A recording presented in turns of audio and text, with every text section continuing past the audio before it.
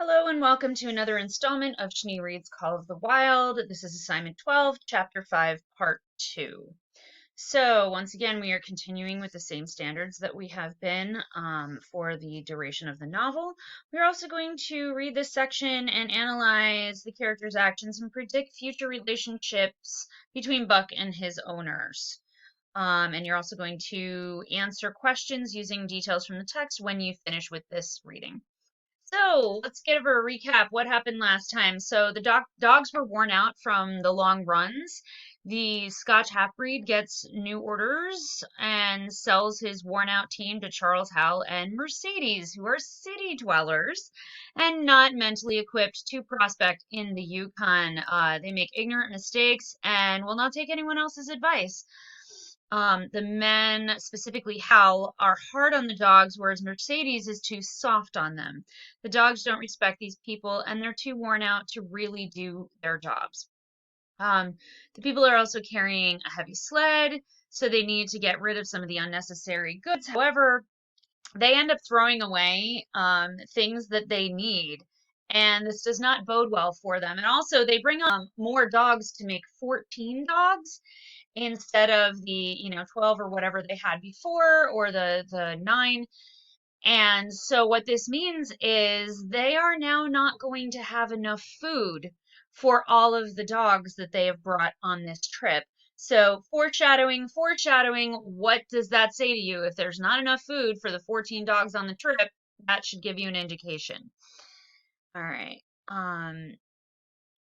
So we are going to watch this short video about how actual dog sled owners ration food for their dogs. And keep in mind, sled dogs need about 10,000 calories a day to thrive in their active lifestyle. So that is about 5 times what humans need. So keep this in mind when you're reading. Are the dogs and Buck and his cohorts there, are they getting all of the nutrition they need, and what's that going to start doing to them?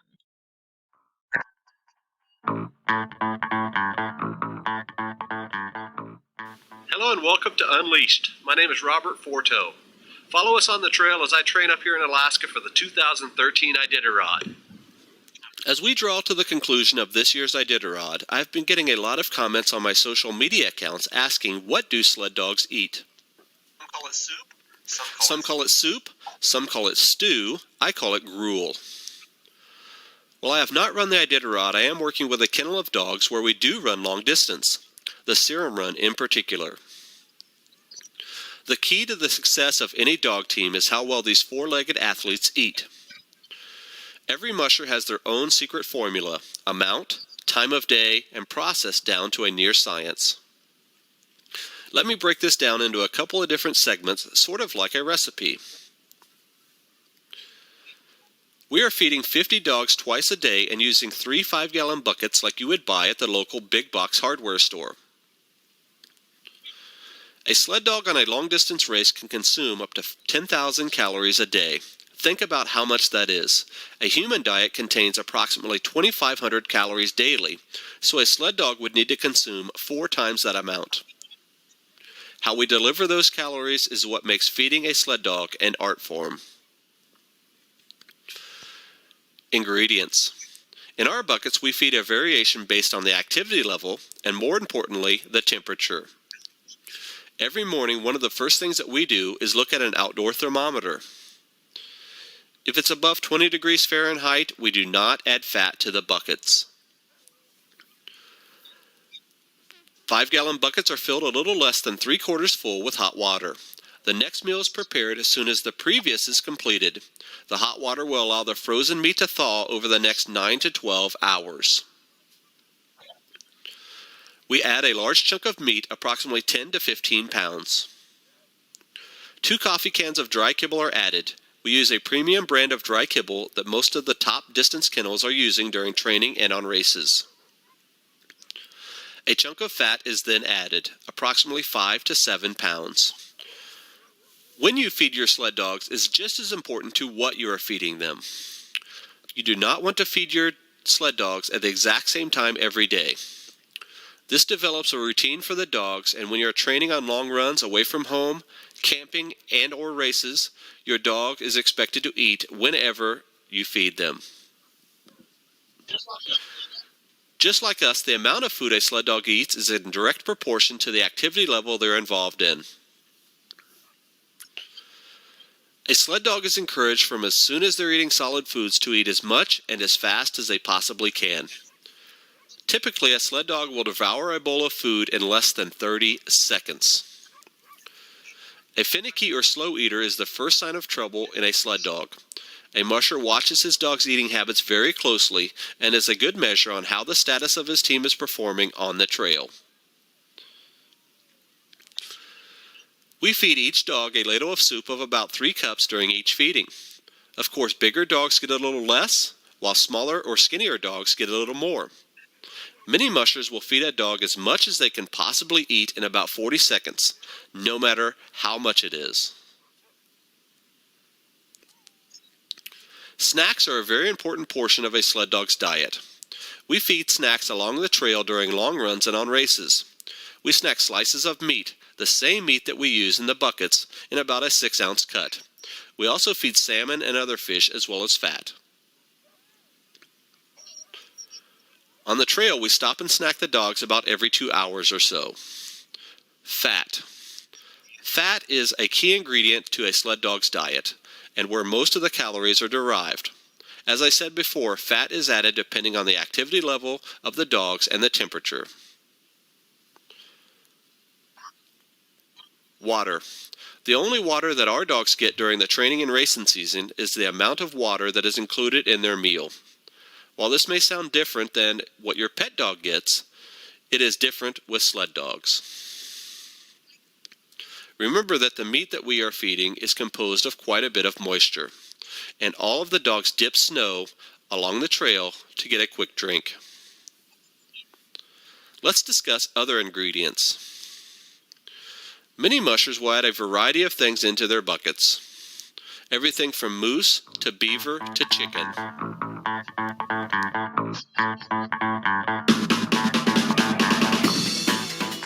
So as you saw in this video, this gentleman is training for the Iditarod. So if you remember back to the beginning of our unit when we read about the diphtheria run that Leonard Sapola did with his dog Togo, and Balto is the one that kind of got all the glory in the end.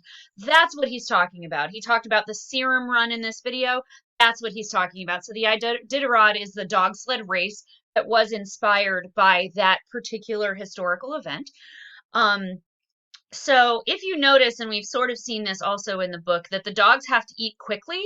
Buck used to get his food stolen from him, so he had to eat quickly, and we see that in this video, that idea that dogs pretty much eat within 30 to 40 seconds, and they get the amount of food that they can eat in that time. And then they condition their dogs to eat whenever. So that's why they stagger the time that they feed them. So the dogs aren't hungry at, let's say, 7 o'clock in the morning all the time. If they're up and running on a trail or they're running in the Iditarod, they may not be able to stop at those particular times that you would normally feed your pets every day. So in this case, he feeds them in alternative times and then gives them snacks throughout the day. Also, their hydration mainly comes from the soup mixture that they make. That's why they mix in all the water, not just to melt down the fat and the frozen meat, but to also, give the dogs some hydration. And as you saw last week, they said that the dogs drinking snow or eating snow, it might quench their thirst, but it also dehydrates them. So when they feed them this mixture of soup so that they rehydrate their dogs. So now that we have finished the video portion, we're going to continue on with Chapter 5, Part 2, and you're going to answer your questions on Schoology at the end of that assignment.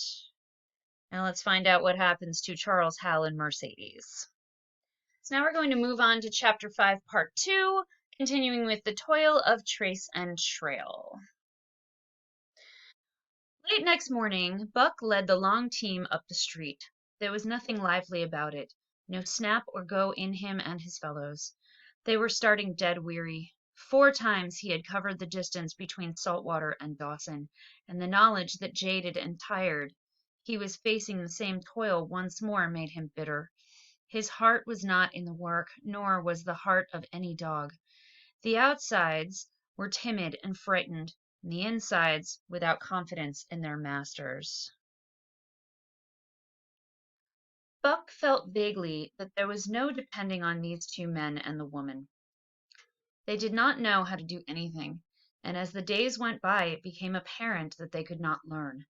They were slack in all things, without order or discipline. It took them half the night to pitch a slovenly camp and half the morning to break the camp and get the sled loaded in a fashion so slovenly that for the rest of the day they were occupied in stopping and rearranging the load. Some days they did not make 10 miles. On other days they were unable to get started at all. And on no day did they succeed in making more than half the distance used by the men as a basis in their dog food computation. So Buck and the other dogs have absolutely no faith in these people at all. The dogs don't respect them. They don't like doing this job anymore. And now we're basically finding out that the men used a formula to, determine and ration how much dog food they were going to use, but it was based on numbers that they are not meeting. Right? They're not getting as far each day as they want because they are so bad at their job that they have to stop and keep fixing the sled and reloading things and putting it back the way it was. It was inevitable that they should go short on dog food, but they hastened it by overfeeding, bringing the day nearer when the underfeeding would commence. The outside dogs, whose digestions had not been trained by chronic famine to make the most of little, had voracious appetites. And when, in addition to this, the worn out huskies pulled weakly, Hal decided that the orthodox ration was too small. He doubled it. And to cap it all, when Mercedes, with tears in her pretty eyes and a quiver in her throat, could not cajole him into giving the dogs still more, she stole from the fish sacks that fed them slyly. But it was not food that Buck and the huskies needed, but rest. And though they were making poor time, the heavy load they dragged sapped their strength severely. So some of the dogs are not conditioned to eat very little food. So the men keep feeding them more instead of, letting them kind of deal with it. I also think that the dogs need more food when they really just need rest. Mercedes sneaks them food and snacks out of their ration bags, so that's causing the food rations and all these things to run low. So they will starve if something doesn't stop. Hint, hint, foreshadowing, foreshadowing. Just saying. Then came the underfeeding. Hal awoke one day to the fact that his dog food was half gone and the distance only quarter covered. Further, that for love or money no additional dog food was to be obtained. So he cut down even the orthodox ration and tried to increase the day's travel. His sister and brother-in-law seconded him, but they were frustrated by their heavy outfit and their own incompetence. It was a simple matter to give the dogs less food, but it was impossible to make the dogs travel faster while their own inability to get underway earlier in the morning prevented them from traveling longer hours. Not only did they not know how to work dogs, but they did not know how to work themselves. The first to go was Dub, poor blundering thief that he was, always getting caught and punished. He had none the less been a faithful worker. His wrenched shoulder blade, untreated and unrested, went from bad to worse, till finally Hal shot him with the big Colt's revolver. It is a saying of the country that an outside dog starves to death on the ration of the husky. So the 6 outside dogs under Buck could do no less than die on half the ration of the husky.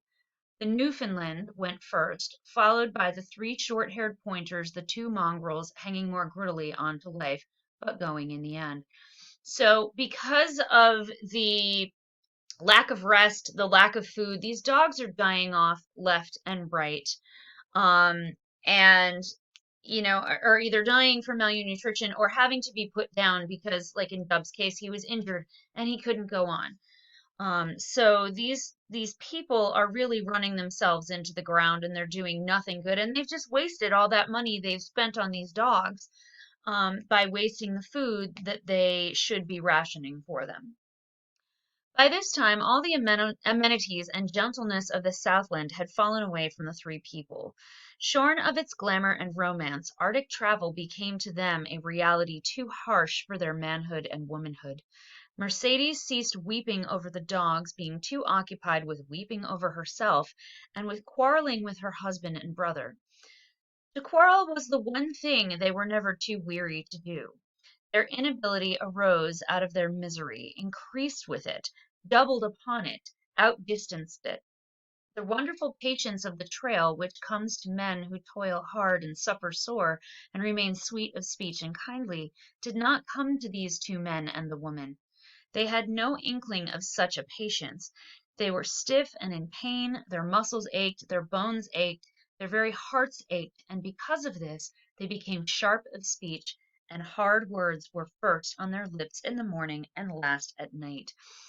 So because these people are working so hard and they're in pain and they're tired and they're hungry, they are no longer nice to each other at all. They are cranky, they are arguing constantly, and they fight all the time. Even Mercedes stopped caring about the dogs, and now she's only selfish enough to care about herself.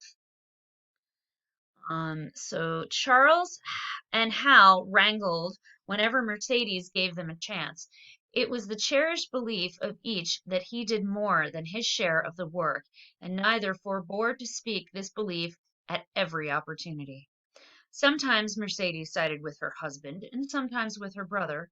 The result was a beautiful and unending family quarrel, starting from a dispute as to which should chop a few sticks for the fire, a dispute which concerned only Charles and Hal. Presently would be lugged in the rest of the family, fathers, mothers, uncles, cousins, people thousands of miles away, and some of them dead. Then Hal's views on art, or the sort of society plays his mother's brother wrote, should have anything to do with the chopping of a few sticks of firewood passes comprehension. Nevertheless, the quarrel was as likely to tend in that direction as in the direction of Charles's political prejudices, and that Charles's sister's tale-bearing tongue should be relevant to the building of a Yukon fire was apparent only to Mercedes, who disburdened herself of copious opinions upon the topic, and incidentally upon a few other traits unpleasantly peculiar to her husband's family. In the meantime, the fire remained unbuilt, the camp half pitched, and the dogs unfed. So basically, they are fighting so much that nothing is getting done. And in their fighting, they're basically insulting family members that aren't even there in this situation with them. So unlike Francois and Perrault and the French, or I'm sorry, the Scotch half-breed, who tend to their dogs first and then deal with everything else, this group does the other way around. And half the time, their camp is not getting put together and their dogs aren't being fed in a timely fashion. Mercedes nursed a special grievance, the grievance of sex. She was pretty and soft and had been chivalrously treated all of her days. But the present treatment by her husband and brother was everything save chivalrous. It was her custom to be helpless, they complained, upon which impeachment of what to her was her most essential sex prerogative, she made their lives unendurable. She no longer considered the dogs, and because she was sore and tired, she persisted in riding on the sled. She was pretty and soft, but she weighed 120 pounds, a lusty last straw to the load dragged by the weak and starving animals. She rode for days, till they fell in the traces and the sled stood still. Charles and Hal begged her to get off and walk, pleaded with her, entreated, the while she wept and importuned heaven with a recital of their brutality. So at this point, she is basically claiming that she's a weak female and therefore she has to ride on the sled. She's not weak of body, she's weak of mind. So because of that, she's now weighing down the already heavy sled, and that's just making things worse. On one occasion they took her off the sled by main strength. They never did it again. She let her legs go limp like a spoiled child and sat down on the trail. They went on their way, but she did not move. After they had traveled 3 miles, they unloaded the sled, came back for her, and by main strength put her on the sled again. In the excess of their own misery, they were callous to the suffering of their animals. Hal's theory, which he practiced on others, was that one must get hardened. He had started out preaching it to his sister and brother-in-law. Failing there, he hammered it into the dogs with a club. At the 5 fingers the dog food gave out, and a toothless old squaw offered to trade them a few pounds of frozen horsehide for the Colt's revolver that kept the big hunting knife company in Hal's hip. A poor substitute for food was this hide, just as it had been stripped from the starved horses of the cattlemen 6 months back. In its frozen state it was more like strips of galvanized iron, and when a dog wrestled it into its stomach it thawed into thin and innutritious leathery strings and into a mass of short hair irritating and indigestible. And through it all Buck staggered along at the head of the team as in a nightmare. He pulled when he could. When he could no longer pull, he fell down and remained down till blows from whip or club drove him to his feet again. All the stiffness and gloss had gone out of his beautiful furry coat. The hair hung down limp and draggled or matted with dried blood where Hal's club had bruised him. His muscles had wasted away to knotty strings, and the flesh pads had disappeared, so that each rib and every bone in his frame were outlined cleanly through the loose hide that was his wrinkled in folds of emptiness. It was heartbreaking, only Buck's heart was unbreakable. The man in the red sweater had proved that. So Buck swore that he would never let another man hit him with a club. But at this point, he's so beaten down mentally and he's so weak from malnutrition that he doesn't care anymore that Hal is hitting him just like the man in the red sweater. This situation is almost worse. In that case, Buck's new master was trying to teach him how to be a proper sled dog, and in this case, his owners just don't care about him at all. They, have run out of food because of their own lack of planning, and they don't really care about their dogs and how tired and sore and sad and heartbroken they are. As it was with Buck, so was it with his mates. They were perambulating skeletons. There were 7 altogether, including him. In their very great misery, they had become insensible to the bite of the lash or the bruise of the club. The pain of the beating was dull and distant, just as the things their eyes saw and their ears heard seemed dull and distant. They were not half living or quarter living. They were simply so many bags of bones in which sparks of life fluttered faintly. When a halt was made, they dropped down in the traces like dead dogs, and the spark dimmed and palled and seemed to go out. And when the club or whip fell upon them, the spark fluttered feebly up, and they tottered to their feet and staggered on. There came one day when Billy, the good-natured, fell and could not rise. Hal had traded off his revolver, so he took the axe and knocked Billy on the head as he lay in the traces, then cut the carcass out of the harnesses and dragged it to one side. Buck saw and his mates saw, and they knew that this thing was very close to them.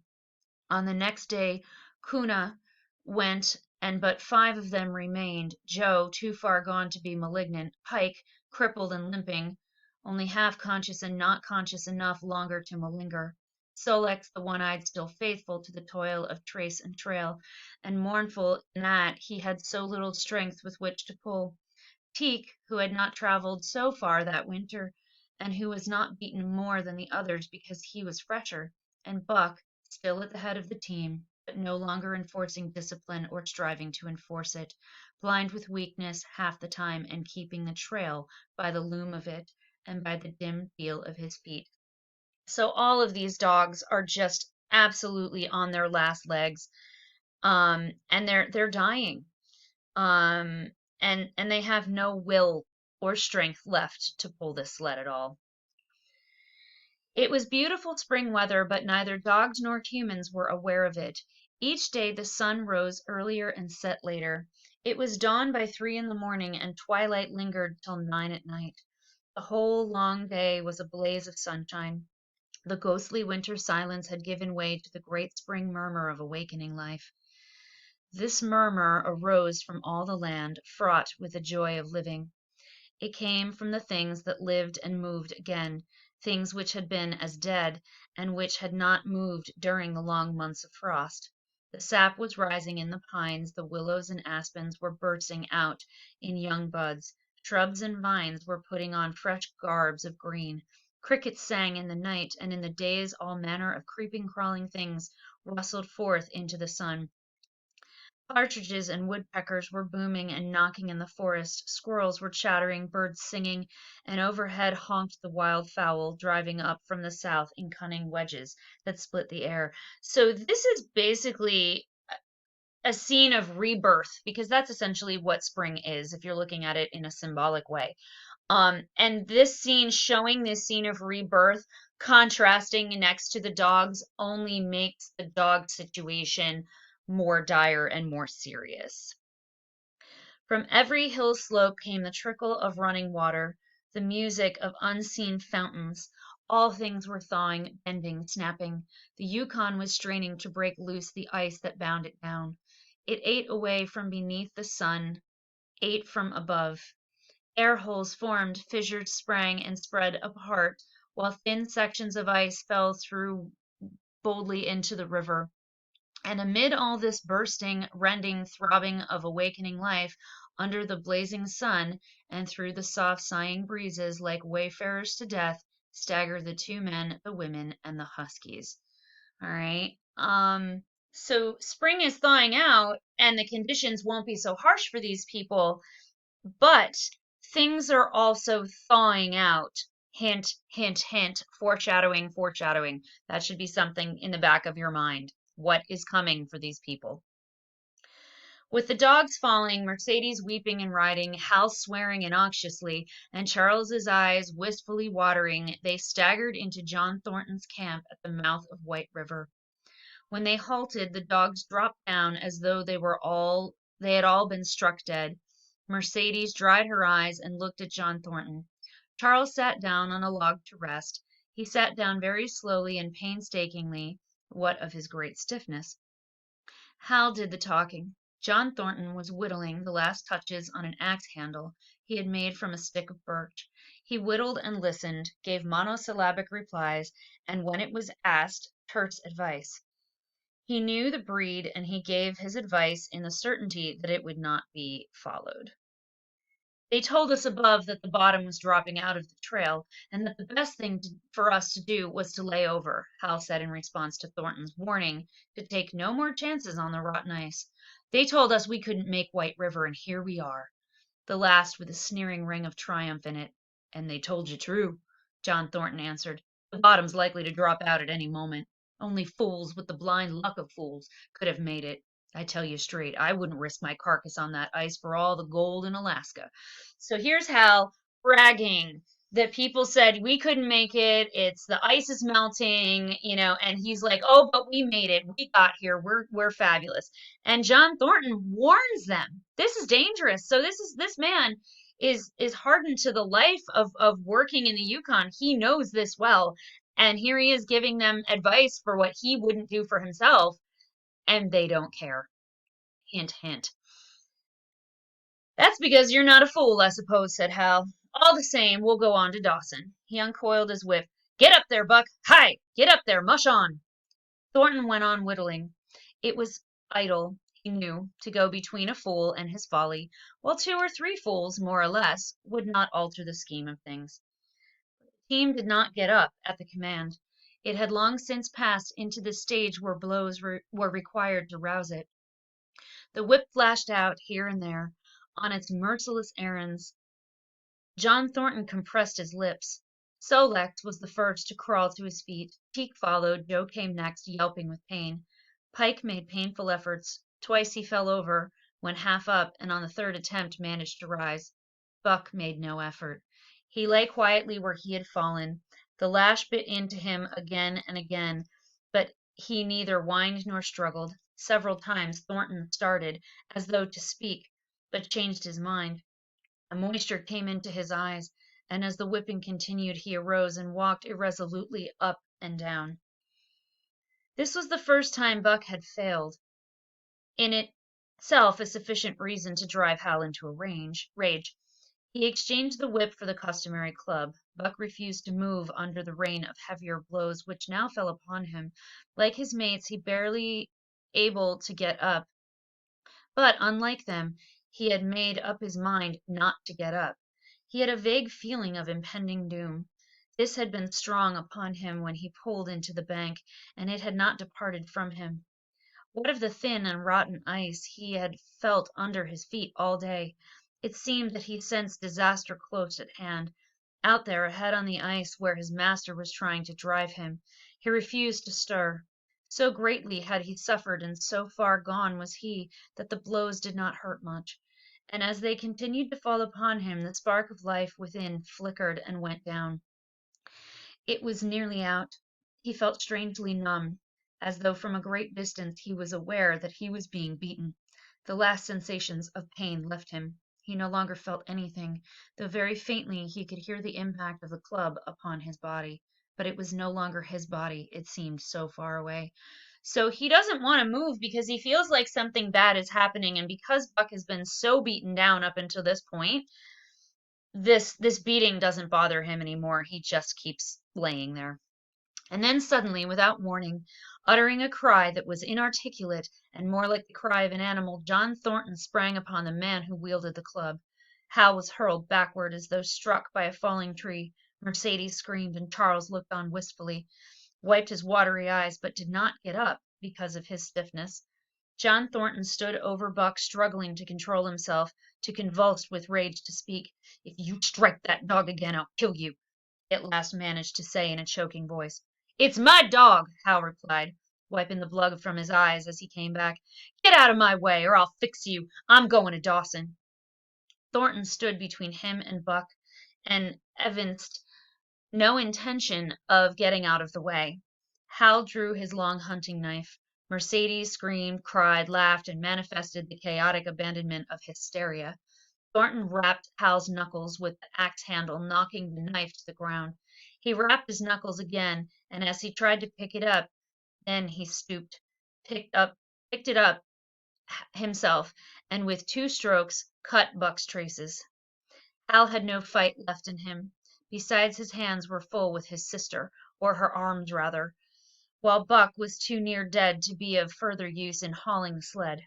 A few minutes later they pulled out from the bank and down the river. Buck heard them go and raised his head to see Pike was leading. Sol-leks was at the wheel, and between were Joe and Teek. They were limping and staggering. Mercedes was riding the loaded sled. Hal guided at the gee pole, and Charles stumbled along in the rear. As Buck watched them, Thornton knelt beside him and with rough, kindly hands searched for broken bones. By the time his search had disclosed nothing more than many bruises and a state of terrible starvation, the sled was a quarter of a mile away. Dog and man watched it crawling along over the ice. Suddenly they saw its back and end drop down as into a rut, and the gee pole, with Hal clinging to it, jerked into the air. Mercedes's scream came to their ears.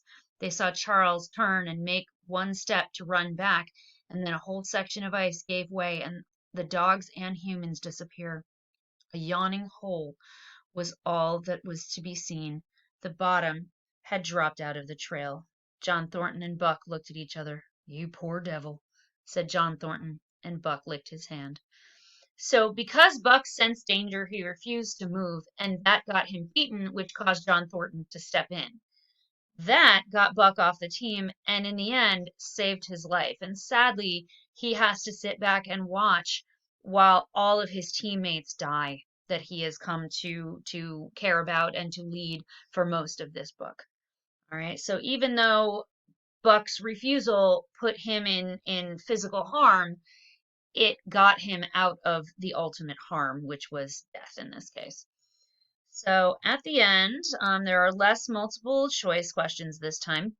So why did the dogs and the humans not notice the beautiful spring weather? Go back and look at that paragraph and see why, what was going on. And I want you to make a prediction just about this little bit about what we see about John Thornton and how Buck reacts to him. predict what his relationship is going to be like with what Buck's relationship with John Thornton will be like. And please use some quotes, use some evidence from the text so that I know why you're getting the answers that you're getting. And by the way, when you're answering multiple choice questions, often I'm giving you the answer when I'm reading it in the video. So if you need to, go back and rewatch parts of the video and the answers will probably be there for you in case you haven't figured that out up until this point. All right, have a great day and I'll see you on the next installment.